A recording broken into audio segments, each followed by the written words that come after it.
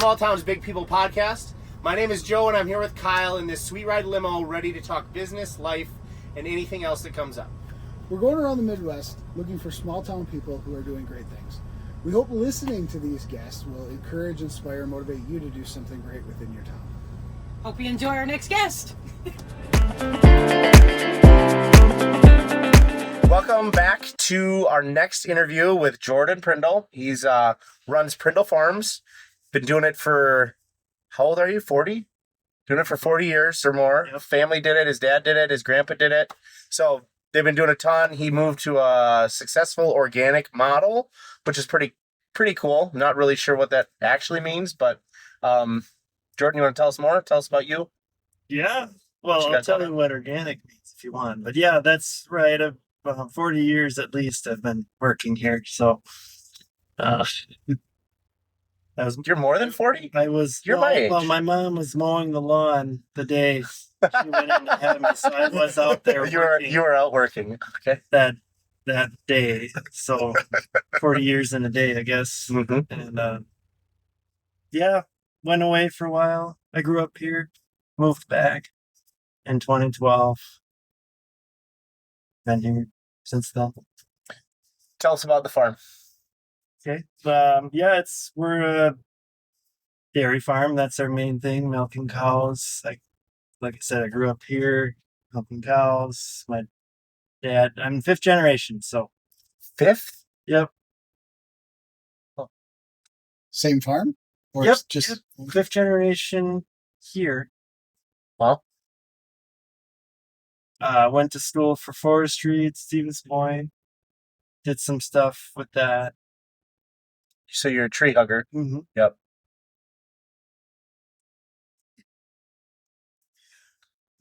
So what did you do with forestry that you did like or that made you come back? Well, I think I always wanted to come back. I always knew I would come back at some point, but doing some other things first, I think was a good thing. And what I did, I worked for a paper mill in Wausau for a while, and then I moved to Missouri, got my first full-time job there managing a walnut orchard, 1,200 acre walnut orchard. Did that, then moved to Columbia, Missouri, worked for the University of Missouri, doing work with walnut and other like tree crops, genetic improvement. And now you've got them here. Now since I came back, I planted my own walnut orchards, and now they're producing and been trying to build that up as a business as well. Yeah, that's fun. It's a long wait, though, right? How long did you have to wait till you get nuts? Yeah. So trees I planted in 10 years, you can get some good production. I mean, they're really starting to take off now. And Do you have plans to do like walnut syrup and tapping them and the whole no, nine? probably not. I don't know. Is walnut syrup a thing? Yeah, It's very expensive. Is it good? Very expensive too. I don't know. I've heard about it, but I have. Yeah, I just know it exists, and I know they sell the sap for a premium. Huh. Because I think they produce way less. That's my Yeah. understanding. And it wrecks the timber as far as like lumber grade and stuff. I know that. So Yours is already wrecked, though, right? Like you can't. Yours won't be veneer logs or anything like that. No, it wouldn't be that quality, but someday there'd be a value there. Yeah. So at least there'll be an 8-foot log at someday, but that's way down. When your kid's 40 years old. So as far as the farm goes, how many cows do you guys milk here? 120. And what was the process switching that from a traditional farm to? So to be certified organic, you need to go 3 years for the land without using any prohibited substances. So that's as a whole list, herbicides, certain fertilizers. So the process takes like 3 years. Then you have to feed your cattle feed that's organic for 30 years as well. And was that a business decision for the bottom line or personal or? Yeah. So we did it fairly quick. My brother was with me at that time and came back in 2012 and then started in 2013 going to organic. And I want to do my best with everything. So I was going to like field days and learning what everyone was doing with crops. And there's just seemed like always the seed companies and the chemical companies, they would put on these test plots and they would show you, okay, you got to use this product and that product. And nothing wrong with doing it that way, but I just seem like very much dependent on these big companies. This is how you farm. Here, let us give you our seed. Oh, you need this herbicide and fungicide for this seed that's resistant to that. And I didn't like that, being so dependent on that. So organic farming is, of course, we all depend on, we're not an isolated farm. We depend on many things, but I think it seems more like organic farming is, you are more doing it without that reliance on the big egg companies. Except you sell to Organic Valley, which is Yep. a big. Yeah, they're very company. big. They're a big dollar company. Yeah.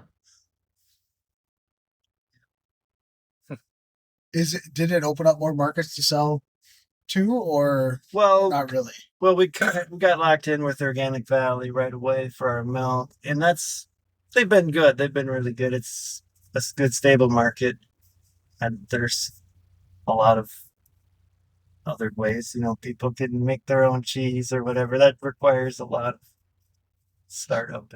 So at this point, it's been. I don't have to do any of the marketing. They do it all. Mm-hmm. And you make a lot more money per gallon of milk. Yeah, the price is it goes up. Conventional price goes up, but not a lot. Organic Valley's price is pretty stable, but roughly it's about double. Which is the main reason you went, right? Yeah. Again, it is More than that, yeah. I don't know. I don't know if organic farmers are on the whole more profitable than, every farm's so different, but for our size farm, it works good. And I don't want to when I come in from the farm and into the house, have my clothes have chemicals on them. The kids can't come near me before I change and take a shower, and just the health things too, I guess. Not spraying right around our house. So that was a factor too. And not spraying means then you have lots of weeds. So how do you deal with weeds? That's a big thing. That's maybe one of the biggest things people would hesitate going to organic. So yeah, mechanical cultivation, there's different tools I have. Organic farming has progressed a lot even since I started, but from like the 90s till now, it's just, there's so much more resources available and technology, and that's even becoming more and more. Like there's flame weeders that's allowed for organic. What? Like flame weeders, like use propane to flame. You burn them? Yeah. I saw a video of an electric one. It Weed looks like a zappers, combine, yep. yeah, and it's got electric electrodes out the front that Yep. just burns them off. Huh. So, yep, that's another example. I hired someone to zap soybeans. I like what you said there, though. There's what I've heard the old adage: you put 100 farmers in a room and you'll get 100 different opinions on everything. Yeah. But when you said, I don't know if it's more profitable, I love that approach that it's works for you and your farm. But it doesn't sound like you're trying to shove it down every other farm. Oh, no, I don't think. Organic people do that. Yeah. Investment people. Oh, you're not organic? Or you're going to go organic? We're going to go, I'll teach you how to do organic. I can come over and help you. We can do it together. We can do organic. You like organic? I like organic. If someone wants to do it, then great, I'll help you. But no, people, if everyone tomorrow had to go to organic, people would starve. It's just, you can't. We would have a shortage of food because it's not maybe if we said in 20 years everyone has to be organic, maybe it could happen. But I mean, I wouldn't even be in favor of that. So yeah, I think there's a place for both. It'll be interesting to see what happens with the new administration. I don't know if you followed Bobby Kennedy. He's really into the health stuff and wants to go after getting the chemicals out of our food and stuff. I don't know what he means by that, and I don't know how much Trump is gonna let him. He says it's gonna let him go wild, so we'll see. Okay, so talk to me about this. My dad always said if an organic tomato was any different than a non-organic tomato, I'd be able to test the tomatoes and tell which one's organic. And I can't. I have no idea how to test this tomato and test this tomato and say this one was organic and this one's not. Is that possible? Can I test your organic tomatoes and compare them to a traditional farmer and see a difference? That's a great question.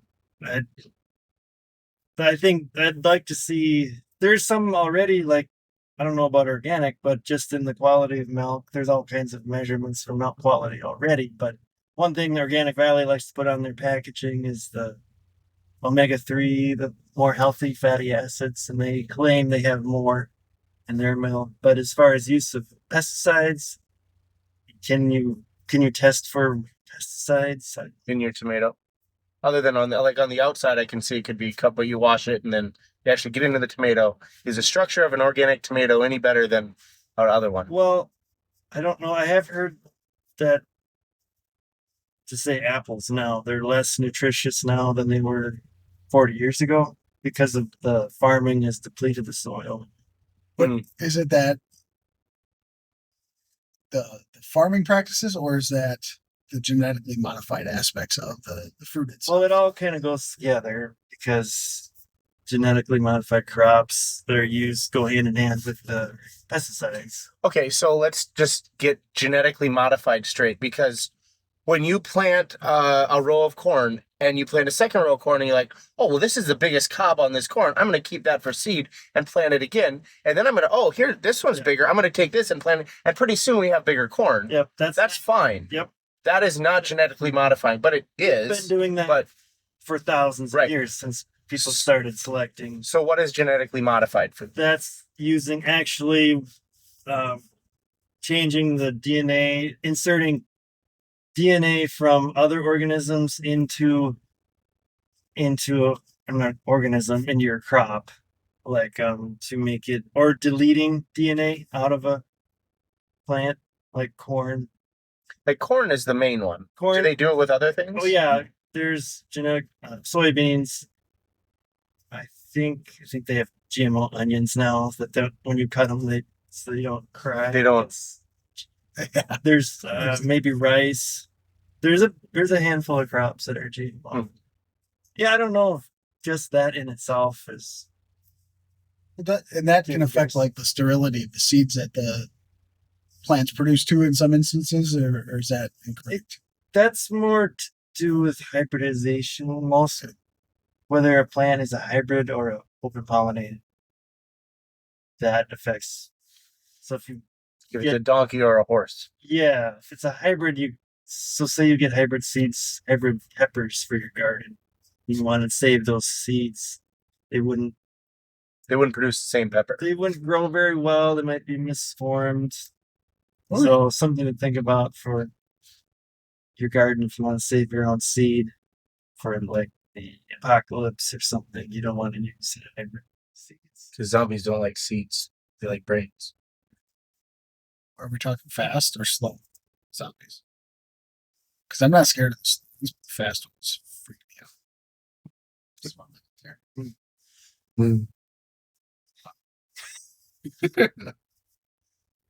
So some of the stuff we've talked about a little bit about the different things you've changed. What have you changed equipment wise?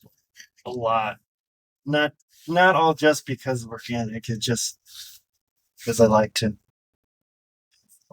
things efficient and things. But a big part of organic, you do need, I think, more horsepower because it does take a little more tillage, more field work. Or non-organic, You can do no till, just spray the weeds and not do any tilling. That takes less power. So tractor upgrades I've done, and then you mentioned the weeding. I've done cultivators, tine weeder. That was a big thing. And just tons of equipment upgrades. Okay, so when you're doing an upgrade and you're improving things, how do you know it improves something? Well, sometimes it's pretty easy. Just if it's a wider piece of equipment, I know I'm getting something takes less time, or say something is completely worn out and it's no longer working, or I'm fixing it constantly. So that's an easy.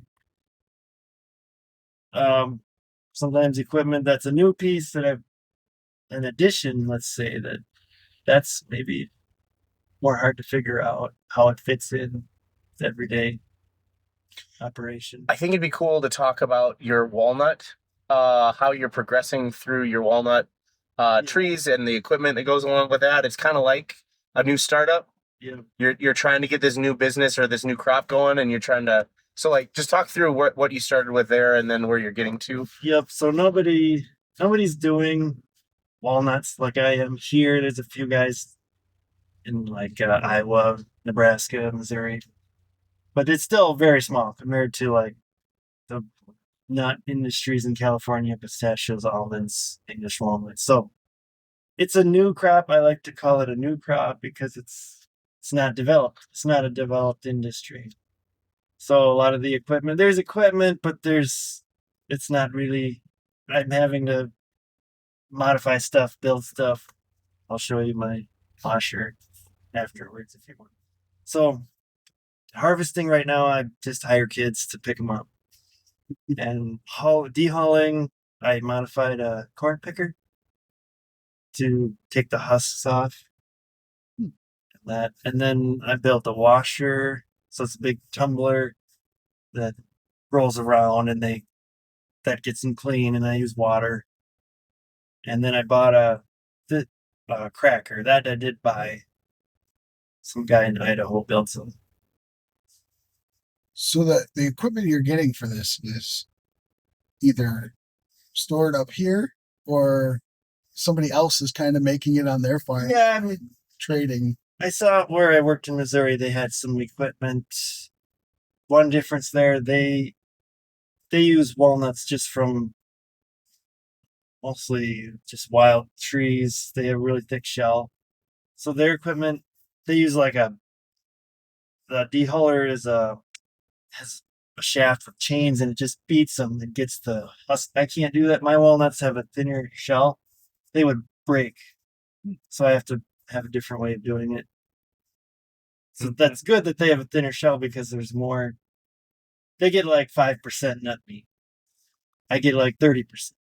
So that Nut meat? Is that what you just said? nut the meat. Yeah, kernels, whatever. I don't think we can say nut meat, can we? Well, we just did. Let me see how that plays out. Nut meat? I've never heard nut meat before. That's funny. What would you call it? Walnut? The nut? The nut? Yeah, I don't know, man. the edible That's fine. The edible part. The Yeah. nut meat. is like 25 to 30% on the improved varieties. I feel like this is going to be a 2-minute clip. We should. Yeah, Separated. nut meat. I like we can go so many ways with nut meat. I'm not sure about that. Okay, so you're doing all this stuff. You planted trees 10 years ago. You're buying all this nut meat harvesting stuff. And now, what's the end goal? Where are we? Like, will you ever get there? And what's the, like, this is a Yeah. long thing. Yeah, I don't know. 'Cause you haven't made any money off No. this. You sold a little bit of stuff this last Yeah, year? and we eat a lot, and so it's A lot of nut meat. yeah. Okay, so what's the end goal? Where are you going? I'd like it to be a self-sustaining, profitable business on its own. I don't really see it becoming something could be my entire business for one family, but maybe that's what I wanted at one point, but So I don't what's keeping you from doing that? I would probably need about 40 acres, and I have 10. And at this point, I'm not sure planting more, and I want to start that process. Start all over again, yeah. So well, it might not be a supporting industry for your lifetime, but for your kids, it sounds like it Yeah. could be. Yeah. What about the equipment? Is there a need for that? Like, I know you said there isn't a ton of farms out there, but is there a need for that out there? That Well, one interesting thing that could maybe propel, instead of just growing my own, I've had a lot of people interested in, well, I already have this year people bring me, hey, to dehull and then dry them and clean them, dry them and crack them. So that could be a service. I could see doing that. You could sell your because you grafted your trees too, right? So a lot of the trees around here are different, and you could graft onto some of those and get people in your program and get them to plant the other 40 acres that you need, maybe. Yeah. or even like maple syrup guys that buy sap at wholesale prices, maybe there'd be a market for young entrepreneurial kids to go out and collect walnuts and sell them to Prindle Farms. Well, because are the walnuts here the same as the ones you're making? Well, they're the same thing, but they're not the improved right. It's like an apple that you got from a tree in the ditch that's like this big and kind of sour. And, well, it's not a perfect analogy, but versus one that's, in an orchard. There's just a different, they're both apples, but there's a big difference in what you're getting. Mm-hmm. So you could charge 20% extra because these are natural wildlife ones versus farm ones. Throw that on there on your bag tag, and your nut meat goes through the roof. Yeah. All right, so let's get back to a couple other things. Finances. Who manages the finances on your farm?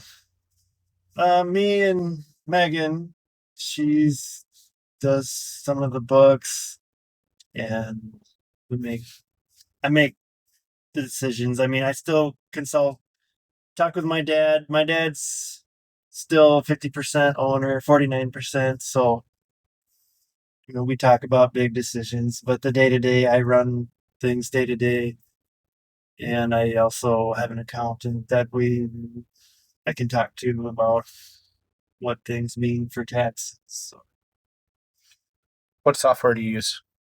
right now it's QuickBooks, but yeah, thinking to change. Yeah, on the new year, maybe. Yeah, your accountant likes cookbooks, though. I might get a new accountant soon. What do you when you set out for the new year's coming up, right? We're in November. I'm starting to think about goals for next year, plans for next year. Do you do a budget for the year and the future and what you're It's more like I have I have a wish list or a list of things that maybe that need to be done. So no, and then things that I'd like to be done, and so I kind of work down the list and try to plan that way. Do you pre-buy seed or Yeah, manage your costs? Yep. somewhere there? yep. Kind of this time of year, especially thinking about taxes. And yeah, we do pre-buy seed fertilizer. do you have an account set up, or do you have like an arrangement with the seed company where you buy on credit and then when you sell your crops, you sell the crops or or milk or whatever? Well, been very fortunate. I can't take really all the credit, but we've been able to, we just cash, we pay for things with cash. We have taken some short-term loans to do some big, like when we bought some land, but no, we don't have to. Right. So when you say you kind of budget to a wish list, like your budget, your operating expenses, do you have a budget for that? Do you know how much your XYZ costs are going to be and what your XYZ income is probably going to be? And then Yeah, I mean, from year to year, just projecting off previous years, and then anything that would be much different, I try to plan that in. and so your wish list might just sit there if you don't make much money one year, and other years you might make a bunch of money and do all your wish list. Yeah. Mm-hmm. How do you decide that, you know what, this wish list item is so important that I am going to go get that loan or that, whatever? Yeah, good question. I think when if it's something I think is impacting negatively, like I think about a picture of the lowest hole in the bucket, what's really hurting me the most right now, what's holding me back, which a lot of it centers around the cows and milk production. That's our biggest. We sell some crops and do other things, but the milk sales is the biggest thing. So anything that I could see would pay back really quickly, I might go ahead and do that. Yeah. You said buying land. Like, what does land give you now? Like, if you're just milking cows, what does the land? That's a pretty long term thing. I don't know. It's land. I don't know. It's kind of an investment too. It's hard to pencil out that it pays itself back time period, but so that's I kind of look at land differently. Well, doesn't it impacts you too with your manure plan and that sort of stuff, like your number of acres and everything in the farm, doesn't it? Or not so much? Yeah, it's trying to figure out what's going on. Yeah. Hey, bring it. He can come in. Roll the window down. Sam. Interview my dad. Roll the window down, Kyle. Theron. There's the chief. Well, Oh, he's running. The primary. so you had, I don't know. We have enough land for manure management. So that doesn't ever factor in the land purchases. No, it's not. We're not. If we had 1,000 cows, it could be an issue. Why don't you have 1,000 cows? Be that big.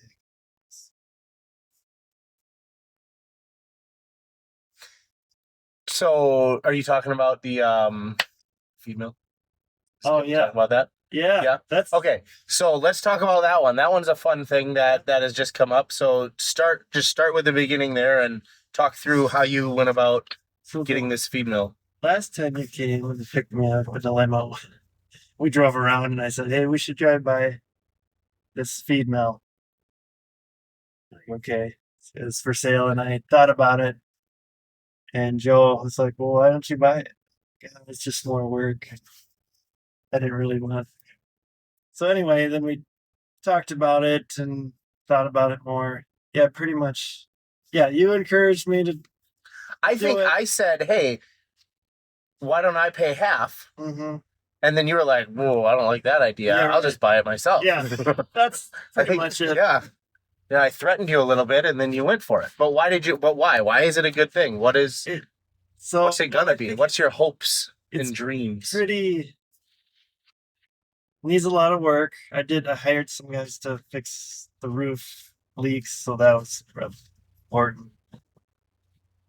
But kind of old, worn out. But I've got it to where I can use it for grain storage, and it did help a lot. This year I put soybeans in there, and it's pretty handy. It's got a trough auger. I could pull up a gravity box, and it's got a grain leg, and I can put grain in any bin that I want.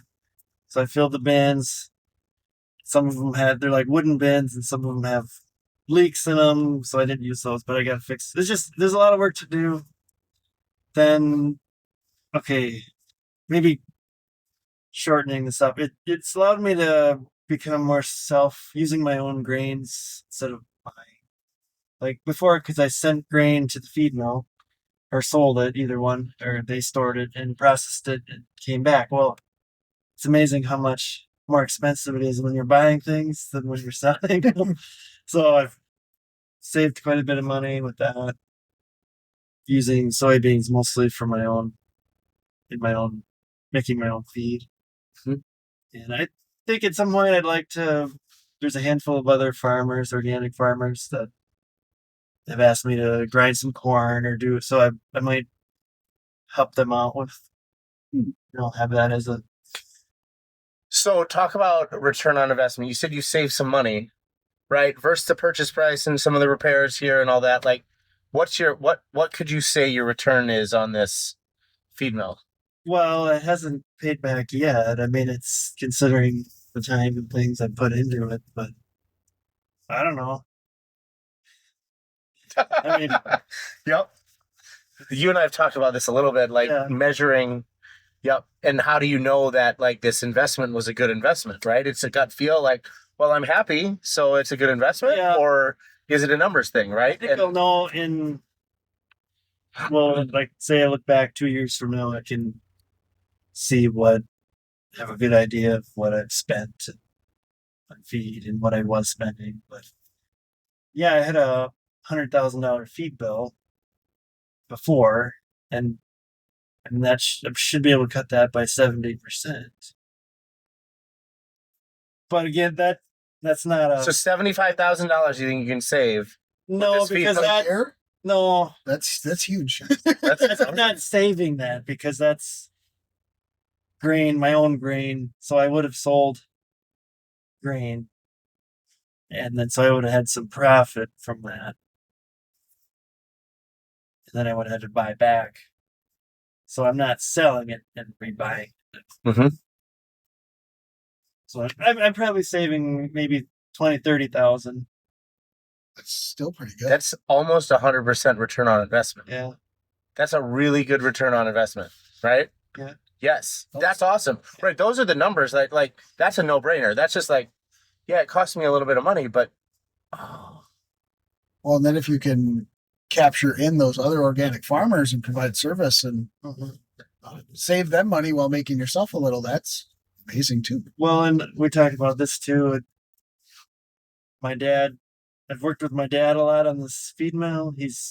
I think he kind of I'm surprised he liked the whole idea. He's usually against everything I do.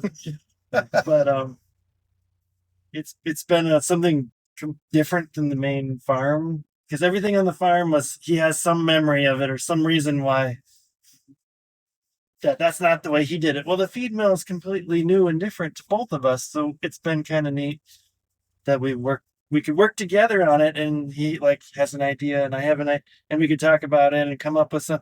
We're like working together versus Opposing forces. yeah, so that's been kind of fun. So I actually kind of enjoyed doing those things with him, and then the kids were excited about it. So yeah, that's a big thing. Yeah, has your wife made her little event space out of it yet? no, No? it could be a restaurant or something, but Yeah. that would be a completely different You could sell roasted soybeans for at the restaurant And nut meat. for eating, and nut meat, roasted soybeans and nut. Oh man, It could be beef That sounds- special. That sounds expensive. I don't think you can be a feed mill and a restaurant. There's two different sets of regulations. Food. just put up a wall. Mhm. Okay, so let's talk a little bit about residual income. Okay, so I like residual income. To me, residual income is the way most people will have to build wealth to build financial independence. The only way is to have a whole bunch of money, or to have a good income stream.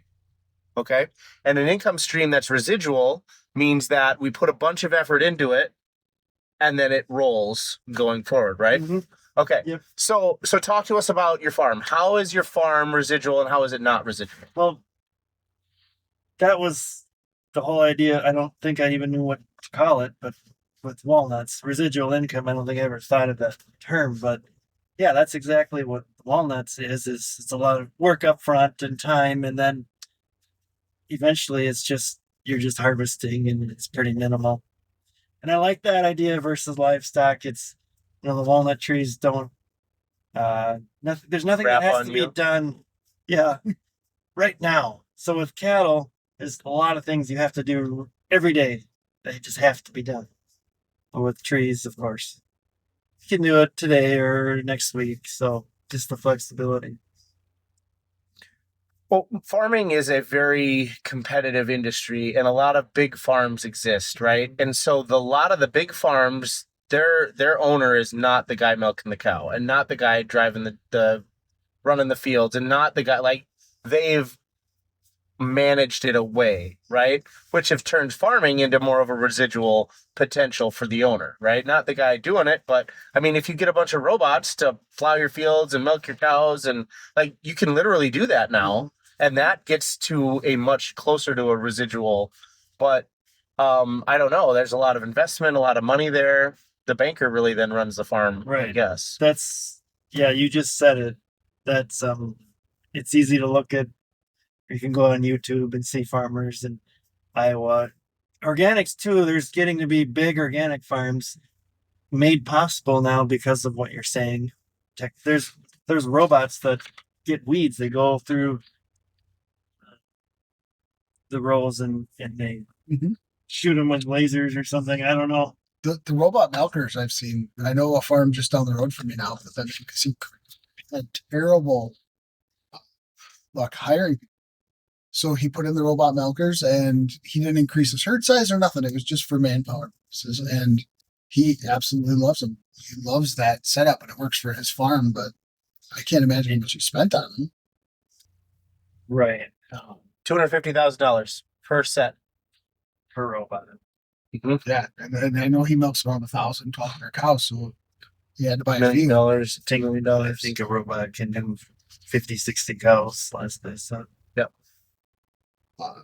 Yeah. So like, that's crazy to me to think that hiring a kid for $15 an hour to milk cows has turned into a $250,000 investment in the farm. Like that's insane. there's some challenges with so in a confinement barn that works fine, but when you're grazing, so the cows are a quarter mile away, they gotta be there's some challenges. I know some farms done it. They have automatic gates where they come in from the pasture and they get milked and then they sends them to another pasture. But so that's one obstacle for organic you're required to graze.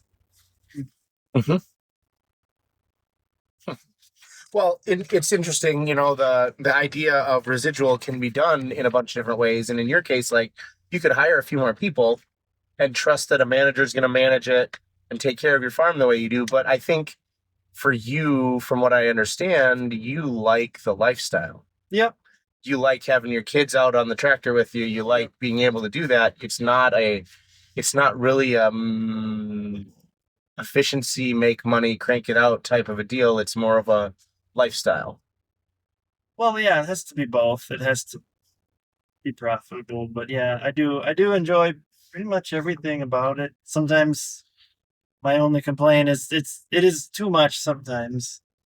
I wish it'd just be a little less, but I always have ideas or I want to try something or start like the feed mill or like growing garlic or trying doing projects, some new way to do something. I guess I enjoy that. I enjoy being here because I have so much flexibility. I can think of ideas and try things new ways. But that also makes it'd be easier just to do things the same way. I wouldn't have to it's hard to change sometimes.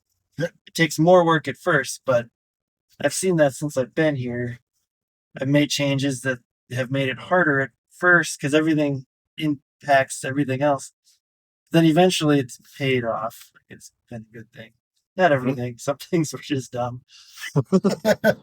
Yeah, you got to have some of that though. So, all right.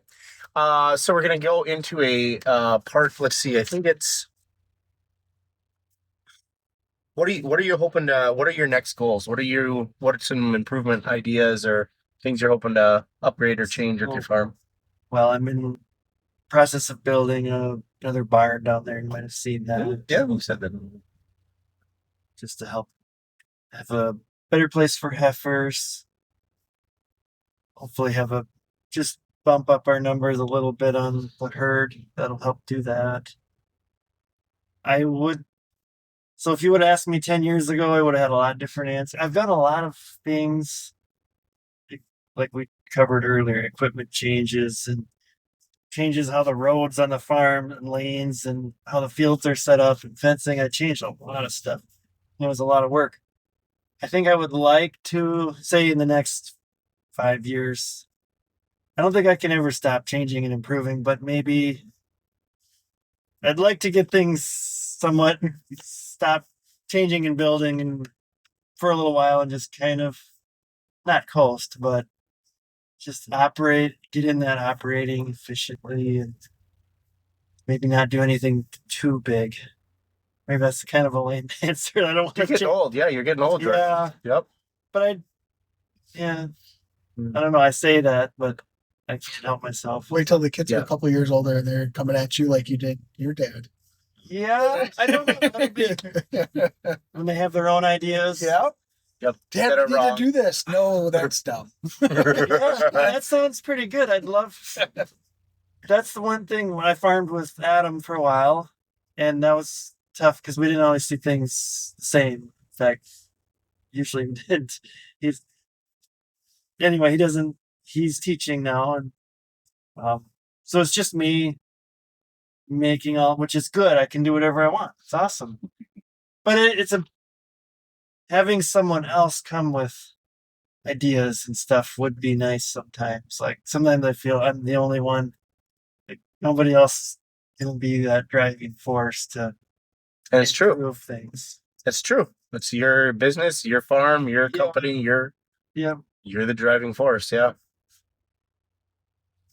But yeah, you mentioned the kids. I don't know. Maybe I will. Maybe I'll. Right now, it sounds nice to have when they start coming and wanting to take over, but maybe it'll be harder than I think. Probably will be. Now it's on video for you to think back and remember, like, okay, this is what I wanted. Yep. Let's talk this through. It'll be good as long as they do things right. Do it the way I think. So Yeah, exactly. Yeah. That's a good thought there. And so let's get to the challenge part of the show. You got any thoughts, Kyle? No, I mean, I think you probably challenge yourself more than I could on the farming stuff. And you're, like you said, you're making changes all the time. Maybe it is good that you take a step back and let some of the stuff run and see how it works before you make more work for yourself. Like that, I think that's awesome that you're thinking about that. That would be my challenge to you, is like complete a project that you started and let it run and before you want to change it again. like optimizing is the word. I think maybe the next couple of years, just optimizing. There's a lot to do with the feed mill, and there's a lot of work there. But just getting the crops there, where stuff is stored, I'm processing it, selling it to other farmers, using it here. So what I Mike's versus big So what I find is that if I'm fully involved in my company, I am going to change things all the time. Okay? All the time. And it drives my people crazy. Yeah. Drives my wife crazy. Mhm. Like she sees me sitting at the table and my legs bouncing and she's like, "No. What is wrong? What Yeah. you're bored?" Yeah. No. And so I find that when I move to a different business that I'm working on, the other ones Stand still. get to optimize, like the guys get a break, so like Yeah. when I like to start new things and kind of separate myself away, and I have a little hobby farm and I like to be out there, and it's really good for me to spend a month working on that stuff to just get out of everybody's face. To be like, yeah, hopefully Joe goes and does something else for a while, right? Or just we change this now, let it be. Like I have a hard time with that. I have a really hard time letting things be. Like I want to just continual process improvement. Change it. And I gotta back off. And I do that so the feed mill maybe that's your ticket. Like focus your change and your design and your fun stuff there. The other thing I want to challenge you with, and I've done this before, is when you make an investment, know what the return is. Right? Like actual numbers. Like when you told us your return on your feed mill. Well, those are like, maybe those are actual numbers, but maybe they're not. Maybe it's only $2,000 that you've saved, or maybe it's $100,000. Like, I don't know. And only you will know that. But you should know when I buy a property, I can tell you it's going to have a 32% return on investment. It's going to have a 12% return on investment. And then I let it run and I see each year, did it have that? and I can compare that, right? So when you're looking at this stuff, I really encourage you to like have an exact number, even if the number's all totally wrong. Next time you do it, it'll be closer. And the next time you do it, it'll be closer. But you can actually then see the numbers, see the actual improvements, and be able to be like, yeah, this was an amazing. And you can tell your dad, like, Dad, this is what we did, and we're making 10% more money now. Oh, he'd be like, well, good job. Let's buy another one. Let's do it again. So like even on any equipment purchase, even Yeah, I mean, I would encourage you because you really, like you talked about, you dove into the organic stuff. You wanted to know how everybody's doing it, how this is all working. Well, if you don't really know your numbers, you don't really fully comprehend what you're doing. And there'll be times where I think, man, this is a great idea. And then I run the numbers and I'm like, wow, that's horrible. Well, Do I really want to do even your this? time. So if you're in the field 30% less time and your hourly rate is $45 an hour, it's pretty easy to put a number, whatever your hourly rate comes out to that time And then- spent in the tractor and fuel and wear and tear, and you can depreciate all that up. Like you do that stuff already. So it's easy to assign that to an hour. And you can then have something that's trackable year by year. You could say my $45 an hour turned into 46, turned into 48, turned into 57. Like, oh, that was a big year. What did you do then? Right? Something, I don't know, just those things are really helpful. And a lot of us don't want to do those, don't want to put those numbers together because, you know, it's nerdy or it's book work or I should be out in the field planting some corn or something, right? But, you know, maybe you could have saved 3 weeks of planting by thinking about what you're planting and maybe not doing that part this year. And it actually makes you more money. For some, I don't know, lots of scenarios that could come through there, but just knowing your numbers back and forth, front to back, in and out is going to help you. So I challenge you to do that over the next 6 months or so. Just know what you made on that feed mill. Know what your return is.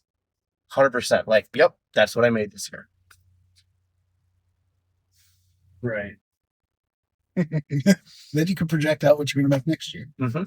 Yeah, or not. I mean, or you can ignore what I'm saying, right? It's a challenge. I'm just challenging Yeah, it. no, I'm just saying do it. Or maybe I'm saying you can't do it. And then like I do that to Kyle, then he'll go and do it.